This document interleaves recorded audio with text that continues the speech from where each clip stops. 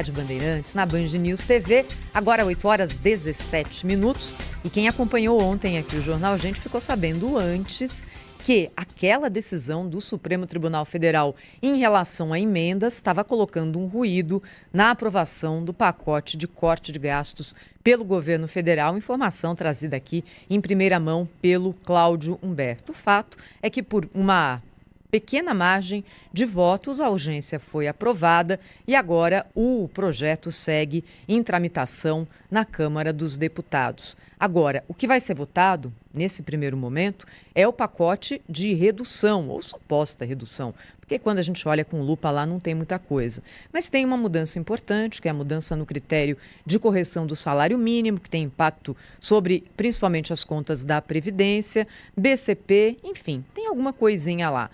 Todo mundo diz, economistas que fazem a leitura dos números, que não chega perto do que precisaria ser feito. Mas tem alguma coisa. Agora, lá no anúncio, você se lembra, na semana passada, quando o ministro da Fazenda, Fernando Haddad, convocou aquela rede nacional para dizer que o governo estava trabalhando, qual foi a abertura do anúncio? A isenção do imposto de renda para quem ganha até R$5 mil.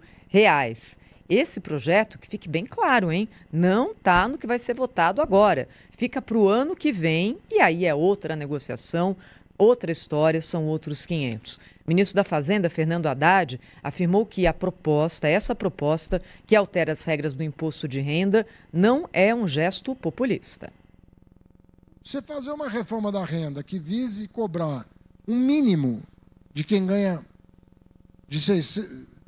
a partir de 600 mais R$1 milhão por ano, para favorecer aquele que não está conseguindo fechar as contas do mês, num país que está entre os 10 mais desiguais do mundo, não me parece populismo isso.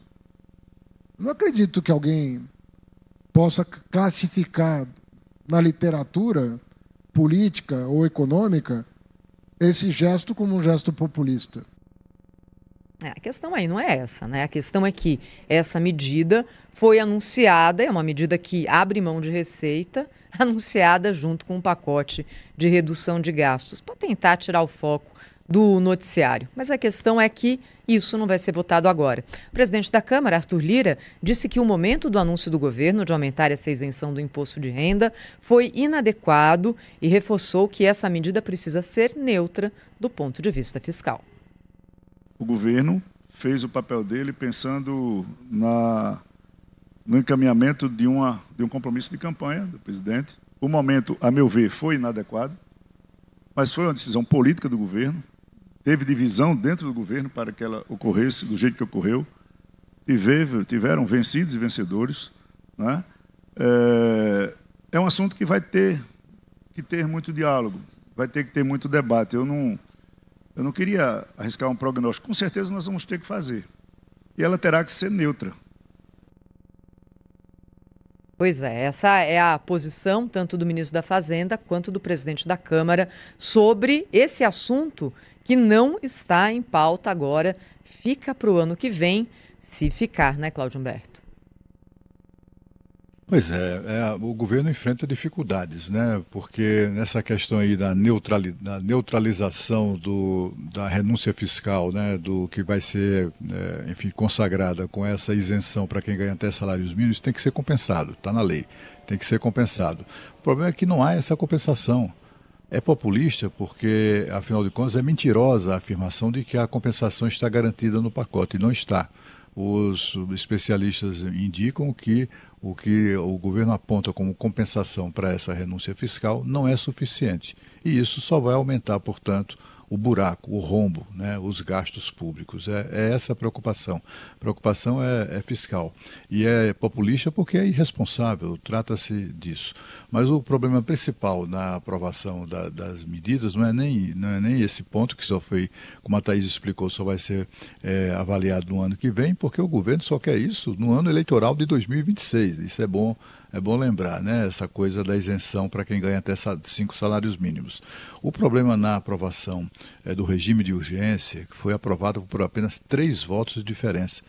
O regime de urgência teve 260 votos 3 a mais do que o necessário para ser aprovado, que é a metade mais um dos deputados federais. E tudo isso foi provocado não pelo conteúdo desse projeto, que é considerado mesmo insuficiente, foi provocado pelo Supremo Tribunal Federal.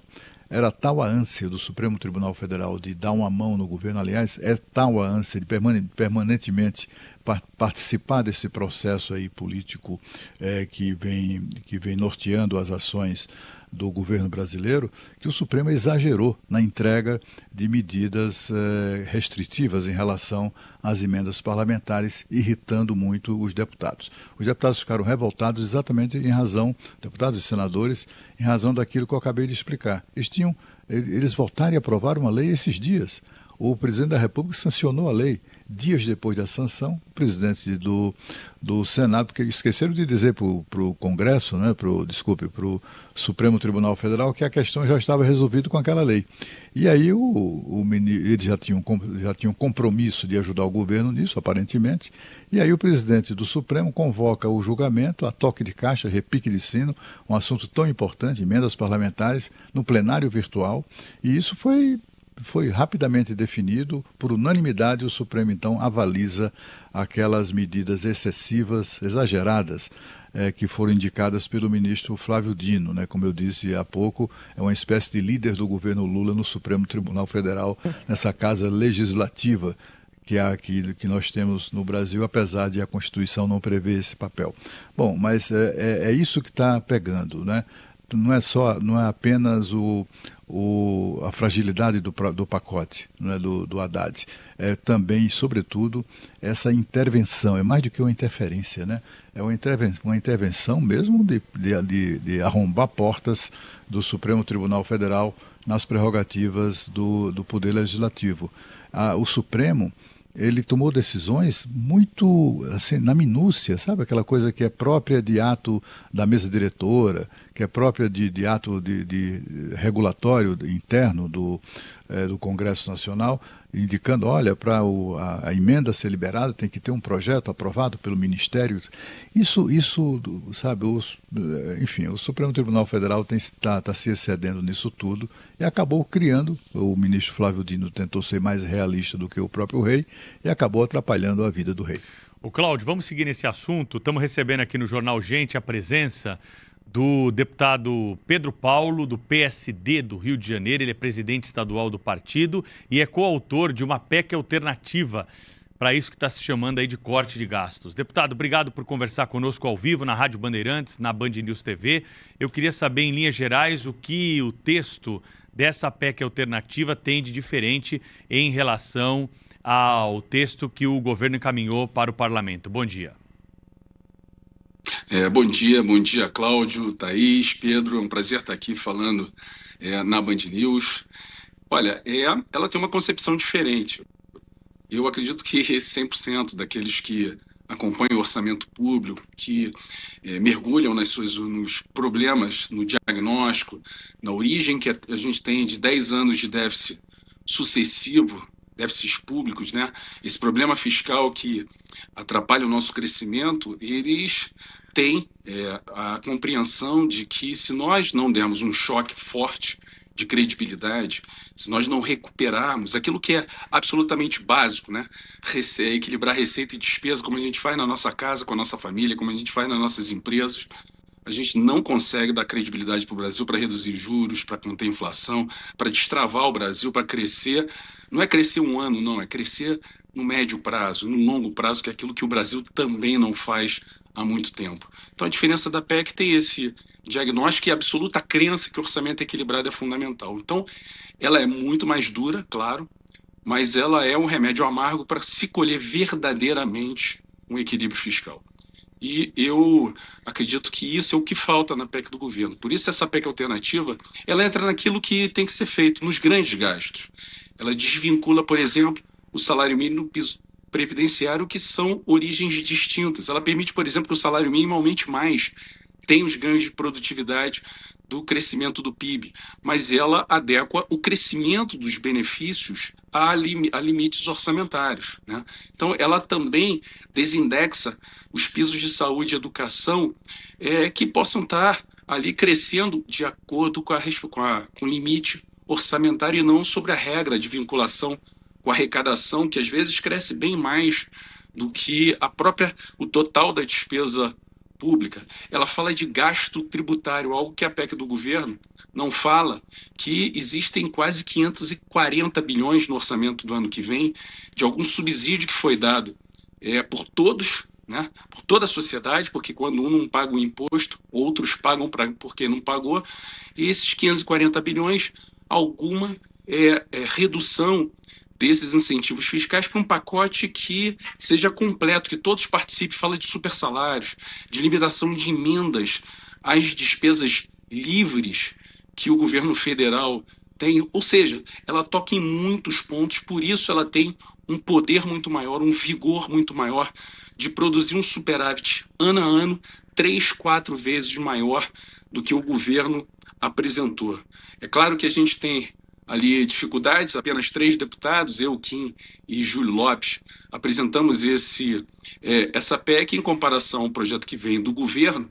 É claro que é difícil você competir, mas eu acredito, e nós estamos fazendo um esforço para que pontos dessa PEC são importantes, que são unanimidade entre economistas e fiscalistas que acompanham o orçamento, para que a gente possa trazer pontos para essa PEC, para que a PEC do governo que vai ser votada, o relatório final, tenha medidas de maior rigor, maior potência de redução dos gastos, para que a gente possa recuperar a credibilidade nesse ajuste fiscal. Porque se a gente não fizer agora, daqui a pouco nós vamos estar discutindo a mesma coisa, porque não é suficiente a proposta que o governo mandou. Deputado, bom dia, muito bem-vindo aqui ao nosso programa.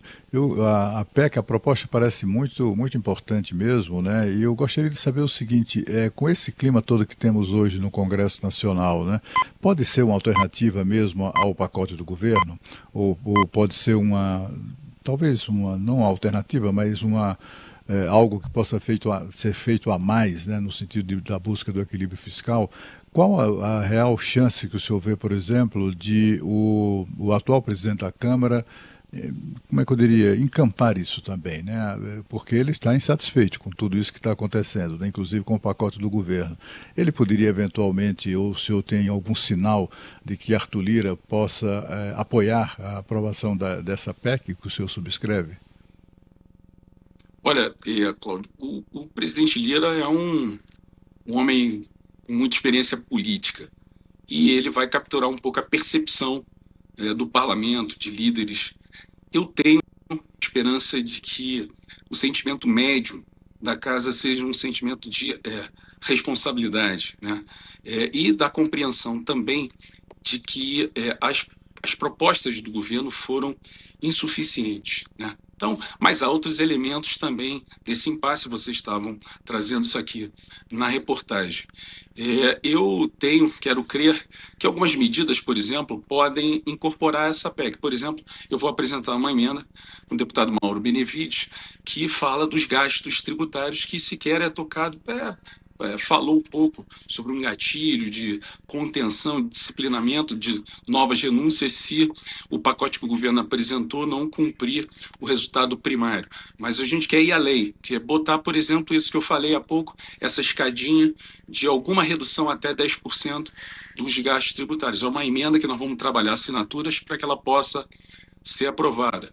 Um outro ponto que nós vamos trabalhar como emenda o governo propôs uma redução do abono salarial de 1 para 1,5 e escalonado em muito tempo.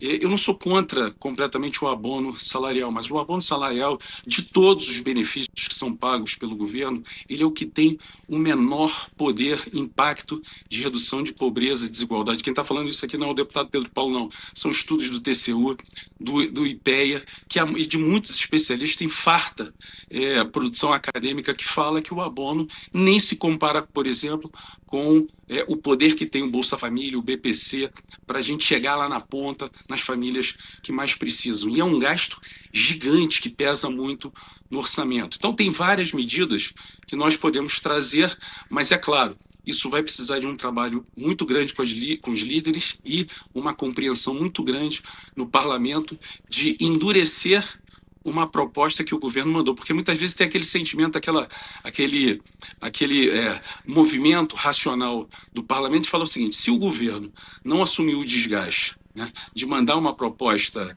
mais dura, por que o parlamento vai ter que assumir esses desgastes? Isso é um pensamento muitas vezes individual, mas que é o nosso papel tentar mobilizar líderes para que a gente possa buscar essa compreensão, esse apelo coletivo de que ser mais rigoroso nesse ajuste é bom para o Brasil. Deputado, tem muita gente fazendo conta em cima daquilo que foi enviado ao Congresso, não é? Não se sabe exatamente se o pacote vai ser aprovado do jeitinho que chegou, se vai ter mudança, se vai ter alguma coisa excluída, enfim. Mas há uma dúvida muito grande em relação a, se ele for aprovado desse jeito, se bate no objetivo que é cumprir a lei da regra fiscal no ano que vem. Pelas contas que o senhor, a sua assessoria, tem feito, esse pacote desse jeito é suficiente? Não estou dizendo para reduzir o tamanho do Estado, não é disso que o governo está falando, né? O governo quer resolver um problema do ano que vem, 2025. Ele basta ou vai precisar ter mais discussão e mais mudanças em votação em 2025? Thaís, eu concordo com você. Eu também não defendo Estado mínimo. Eu acredito que a gente tem que ter um Estado eficiente, um Estado que tenha mais recursos para investir ainda mais, dado o tamanho dos problemas que tem esse Brasil gigante. Mas as contas não fecham, e não fecham nem para 2025. Eu vou dar números rápidos e bem simples para não cansar as pessoas que estão nos assistindo. Vamos lá. O governo propôs um pacote de 70 bilhões. Vamos dizer que no primeiro ano é sempre menor a potência dessa economia. Então, 70 bilhões, vamos imaginar que sejam 20 bilhões no primeiro ano e 30 bilhões no segundo, para ser otimista. Tá? Só nesse ano, em 2024, o que nós temos hoje bloqueado no orçamento, bloqueado significa dizer a despesa de pagamento de salários e previdência cresceu tanto que o governo teve que bloquear, por exemplo, 17 bilhões. Desses 17 bilhões, 30%, cerca de 4 bilhões, foi PAC. PAC são os grandes programas de aceleração do crescimento, investimento na veia no Brasil, que teve que ser bloqueado por essa pressão da despesa obrigatória. Então, para ter uma ideia, 17 bilhões bloqueado. Se a gente colocar, o governo se autocolocou, estabeleceu uma meta na LDO para ter o resultado fiscal primário zero. Resultado primário zero. Ele já não vai mais cumprir o resultado zero. Ele vai chegar até o final de dezembro em 30 bilhões negativos, cerca de 28 bilhões negativos. Então vamos lá, pega os 17 mais 28 bilhões. E aí, espera um pouquinho que tem mais. Perdemos a conexão com o deputado Pedro Paulo. Já vamos retomar essa conexão. Oi, Voltou sim. Voltou. O senhor seguia no próximo exemplo, quando nós tivemos essa interrupção. Estamos conversando com o deputado Pedro Paulo, do PSD do Rio de Janeiro, que é presidente estadual do partido no Rio de Janeiro, e ele é coautor dessa PEC alternativa. O senhor falava sobre a segunda medida aí quando houve a interrupção, deputado. Desculpa que entrou a ligação aqui, aí interrompeu, desculpa. Oi, tá me ouvindo? Pois não, estamos te ouvindo. Então eu falei 17 bilhões bloqueado, 28 bilhões que já é a admissão que não vai ter resultado zero, que vai utilizar o que a gente diz, o limite da banda inferior do resultado primário, 28 bilhões. A gente teve, por exemplo, gastos emergenciais no Rio Grande do Sul que estão fora da regra de gastos, que já chegam a 33 bilhões, eu não quero discutir o mérito, eu sou a favor, votei a favor, mas que não fugiram essa conta, que foram gastos extraordinários. Tem gastos que não estão no orçamento, que estão em estatais, que a gente chama de parafiscais, que já ultrapassam 10 bilhões de reais. Então essa conta toda soma 80 bilhões de reais. E a notícia ruim é o seguinte, que o gasto obrigatório vai pressionar mais o orçamento do ano que vem, muito mais do que foi esse ano. Então, 20 bilhões não vai ser suficiente para chegar ao resultado zero, não vai ser suficiente para cumprir o arcabouço fiscal. Então, nós vamos estar no ano que vem discutindo a mesma coisa. um pacote de redução de despesa para fazer valer o arcabouço fiscal e equilibrar as contas do governo. Por isso, não é suficiente o pacote que o governo apresentou. E aí as pessoas ficam querendo estabelecer inimigo, o mercado, a Faria Lima.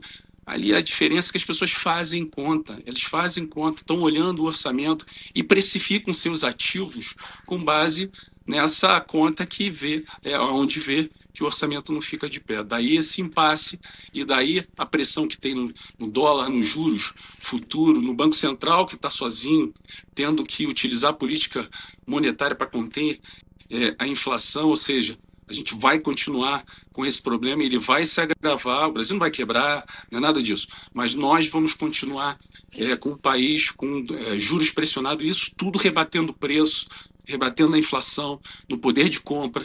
E eu sempre chamo a atenção, porque muitas vezes fiscalistas como eu, né, pessoas que defendem equilíbrio fiscal, nessa narrativa que a gente coloca ali extremos, direita, esquerda, muitas vezes parecem insensíveis, que não olham para o andar de baixo, não é nada disso. A diferença é que a gente acredita que quando você tem um orçamento equilibrado, o Estado pode fazer muito mais para as pessoas que mais precisam, olhar para o andar de baixo, como se diz, e melhorar a vida das pessoas, e não é o que a gente está fazendo com o orçamento desequilibrado há 10 anos no Brasil.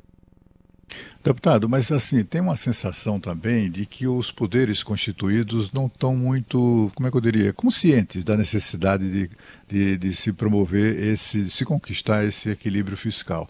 A gente viu aí que, simultaneamente, enquanto o governo anunciava essas medidas, que são insuficientes, etc. e tal, mas fazia esse anúncio, 2 tribunais superiores, o TST e o STJ, anunciavam a retomada ou a recriação dos quinquênios, que é aquela máquina geradora de marajás no serviço público, né, que aumenta em 5% os salários a cada 5 anos, de suas excelências.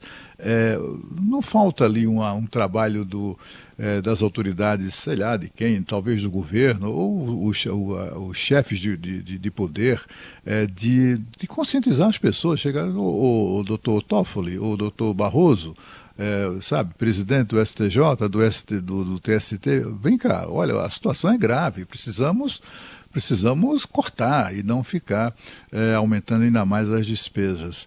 Não lhe passa essa sensação de que falta consciência dos poderes, dos principais integrantes dos poderes constituídos para a necessidade de se promover esse ajuste fiscal? Cláudio, sem dúvida alguma. Muitas vezes o comportamento individual das pessoas e das instituições, ela busca ali a maximização, a máxima, o máximo orçamento para os seus órgãos, né? Para pagar seus servidores, para funcionar. Isso é até legítimo, né? Mas a quem cabe essa responsabilidade é o Poder Executivo e ao Poder Legislativo de, em primeiro lugar, dar o exemplo, né?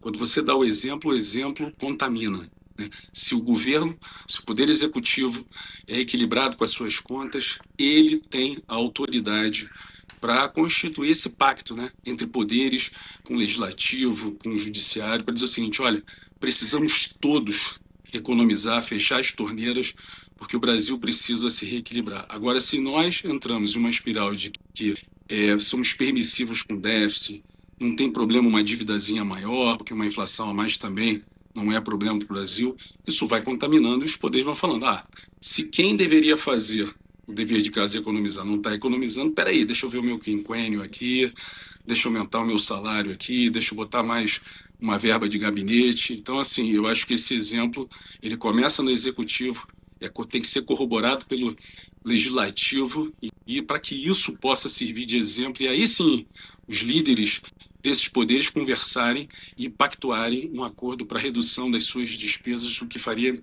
muito bem para o Brasil. Deputado, para a gente fechar, ontem a urgência do pacote fiscal foi aprovada, mas foi aprovada ali, batendo na trave, com pouquíssimos votos a mais do que seria necessário. Pelo que o senhor está sentindo, o pacote vai passar? Olha, nós estamos ainda muito distantes de um acordo para o mérito. A aprovação da urgência foi muito mais um acordo para a discussão prosseguir, Tá? Tem muita dificuldade de acordo com o mérito. Tem outros problemas impactando também, o problema das emendas, não dá para dizer que isso não existe, né? Existem problemas na condução do governo com descumprimento de acordos com legislativos, e isso tem atrapalhado muito a votação, que pode dificultar, inclusive, de ser aprovado esse ano. Se a gente olhar a fotografia de hoje, não existe ambiente para votar até o final do ano, mas aqui, em poucos segundos, tudo pode mudar. Se construir acordo político, né, isso vota rápido, né? Mas hoje nós estamos muito distante de uma votação de mérito, e a votação de ontem foi mais para conseguir tentar construir um acordo para votar pelo menos algo, ainda que seja insuficiente. O pacote de gastos é um corte de gastos, e eu, por exemplo, vou votar a favor, porque eu acho que qualquer corte ele é bem-vindo. Só registro, acho que é importante deixar isso marcado, que ele não é suficiente para salvar a regra fiscal e equilibrar as contas do Brasil. Deputado Pedro Paulo, do Rio de Janeiro, obrigado por participar ao vivo do Jornal Gente, na Rádio Bandeirantes e na Band News. Até uma próxima. Até uma próxima. Muito obrigado. Sempre à disposição. Obrigada. Abraço. 8h43. Já tem mais informação ao vivo aqui para todo o Brasil. Um acidente grave que aconteceu numa das rodovias mais movimentadas do interior de São Paulo.